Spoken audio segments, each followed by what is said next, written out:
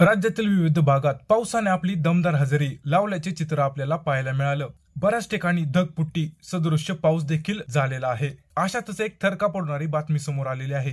एका परिसरात धबधब्याला चांगलाच पूर आला आणि हो त्याचं नव्हतं झालं। 6 तरुणी वाहून गेल्या। पुढे त्यांच्यासोबत जे घडलं ते पाहून नक्कीच तुमची धडकी भरणार आहे। घटना नेमकी कशी घडली हे सविस्तर जाणून घेऊयात। बिहारमधील गयाजी जिल्ह्यातील इमामगंज ब्लॉक परिसरात ही घटना घडली। टेकडीजवळील धबधब्याला अचानक पूर आल्याने तेथील सहलीला गेलेल्या 6 मुली पुराच्या पाण्यात वाहून गेल्यात। धबधब्याला अचानक वाढलेल्या पाण्यामुळे काही क्षणातच परिसरात गोंधळाचे वातावरण निर्माण झाले। पुराच्या पाण्याचा वेग इतका जबरदस्त होता की कुणालाही काहीच सुचण्याआधी मुली पाण्याच्या प्रवाहात वाहून गेल्या। मात्र घटनास्थळी उपस्थित असलेल्या काही तरुणांनी मोठे धाडस दाखवत कोणतीही पर्वा न करता तात्काळ मदतीसाठी ते पुढे गेले। त्यांनी धबधब्याच्या जोरदार प्रवाहात जाऊन त्या मुलींना बाहेर काढण्यात शर्थीने प्रयत्न केला आणि अखेरीस सर्व मुलींना सुखरूप वाचवण्यात त्यांना यश मिळाले।